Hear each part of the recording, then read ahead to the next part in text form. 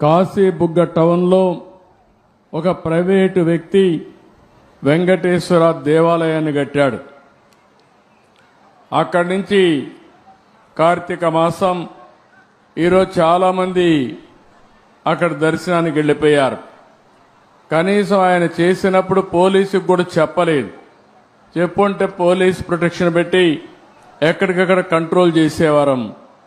అది చేయని దానివల్ల 9 మంది తొక్కిడికి గురయ్యి చనిపోయే పరిస్థితికి వచ్చారు. 5 మందికి ఇంజరీస్ కూడా అయినాయి. ఇది చాలా బాధాకరం. నేను ప్రతి ఒక్క ప్రాణాన్ని కాపాడుకోవాలని అనేక ప్రయత్నాలు చేస్తూ ఉంటే కొంతమంది ప్రైవేటు వ్యక్తులు ఇలాంటి కార్యక్రమాలు చేయడం చాలా బాధాకరం. దీన్ని నేను చాలా తీవ్రంగా ఖండిస్తున్నా. రాష్ట్రంలో అందరికి కూడా విజ్ఞప్తి చేస్తున్నా, మన ప్రాణం చాలా ముఖ్యం. ప్రాణాలు కాపాడుకోవాలంటే మనం కూడా ఒక బాధ్యతగా ఉంటే తప్ప ఓసారి వెళ్ళిపోవడం, ఎక్కువ మనుషులందరూ సమీకరణ కావడం, అక్కడ స్టాంపేడ్ జరగడం, ఇలాంటి దుర్ఘటనలు జరిగేదానికి దోహదం చేసే పరిస్థితి వస్తూ ఉంది. ఏదేమైనా మనం గుర్తుపెట్టుకోవాల్సింది, అమాయకులు చనిపోయారు. నేను చాలా బాధపడుతున్నా.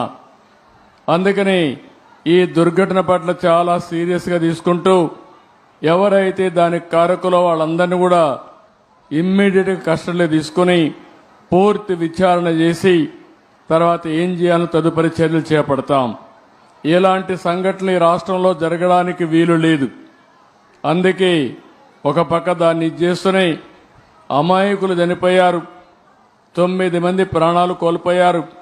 ఆ 9 మంది ప్రాణాలు కోల్పోయిందని నేను చాలా బాధపడుతున్నా.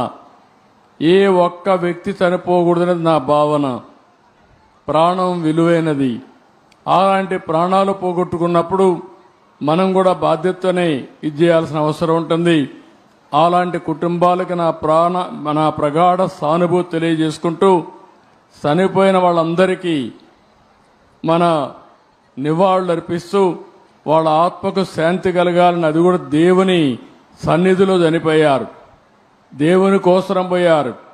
కానీ ఈరోజు వాళ్ళంతా కూడా ప్రాణాలు వదిలిపెట్టే పరిస్థితి వచ్చారు. చాలా బాధేస్తుంది. ఏదేమైనా మనం అందరం నిమిత్త మాత్రం. ఓసారి సంఘటనలు జరుగుతాయి. జరగకూడదని ఎన్ని ప్రయత్నాలు చేసినా కొన్ని సంఘటనలు జరుగుతున్నాయి.